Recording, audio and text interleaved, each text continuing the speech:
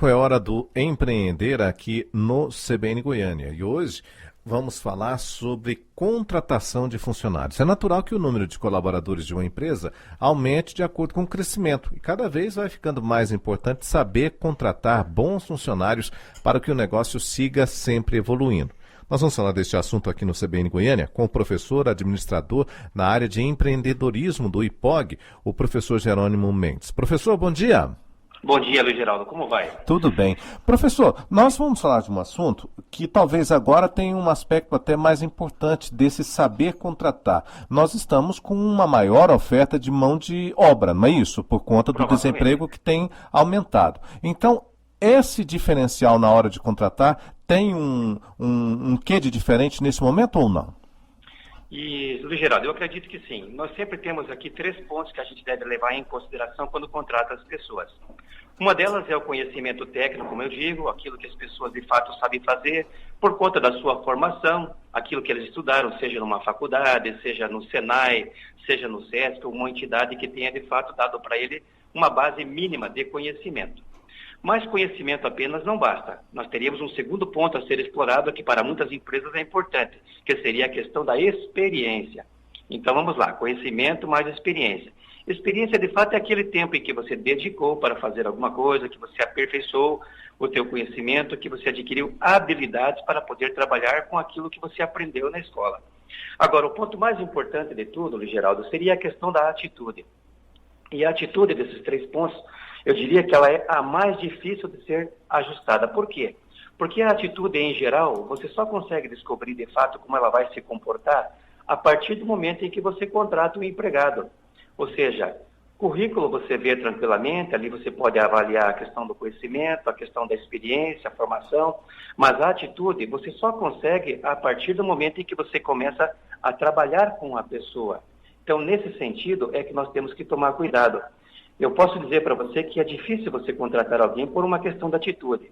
Por mais que você faça dinâmicas de grupo, por mais que você faça entrevistas, e as pessoas hoje estão até se preparando para fazer entrevistas, a grande realidade é que o ser humano em geral, isso não é natural nem de uma pessoa ou de outra, é do ser humano em geral, ela só começa a demonstrar atitudes no momento em que ela consegue, ou que ela começa a trabalhar sob pressão. Então eu diria para você que isso tem que ser monitorado regularmente. Ou seja, você vai precisar de 30 dias, 60 dias, 90 dias, talvez até naquele período de experiência de 90 dias, que é o regular, é o normal por lei, você consiga ainda ter uma pessoa que responde bem. Mas à medida em que ela vai sendo pressionada por metas, por resultados, por comportamentos e atitudes que de fato você quer vender e avaliar a sua empresa, você acaba se perdendo nisso porque as pessoas começam a mudar o comportamento.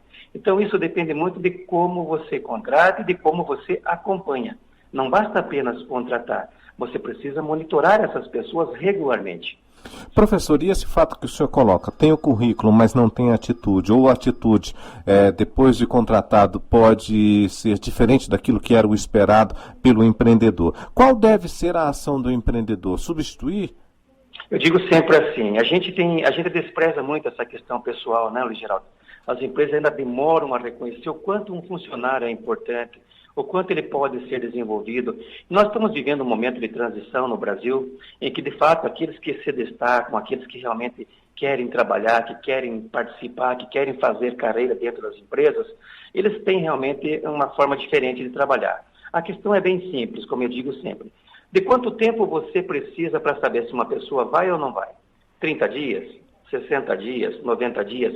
Vamos supor, então, que ele tenha lá os 90 dias, que é o contrato legal, a experiência dele, e tenha se comportado bem. Mas, a partir de um tempo, ele começa a relaxar. Bom, eu não vou precisar mais do que 6 meses, Luiz Geraldo. Eu sempre digo assim, você tem realmente que dar uma chance, falar uma, falar 2, falar 3. Você tem que deixar claro algumas regras que você quer, alguns comportamentos que você não tolera. Eu gosto muito de uma frase do Han Charan, que a gente brinca muito com ela nos MBAs, né? Os líderes conseguem o comportamento que demonstram e toleram.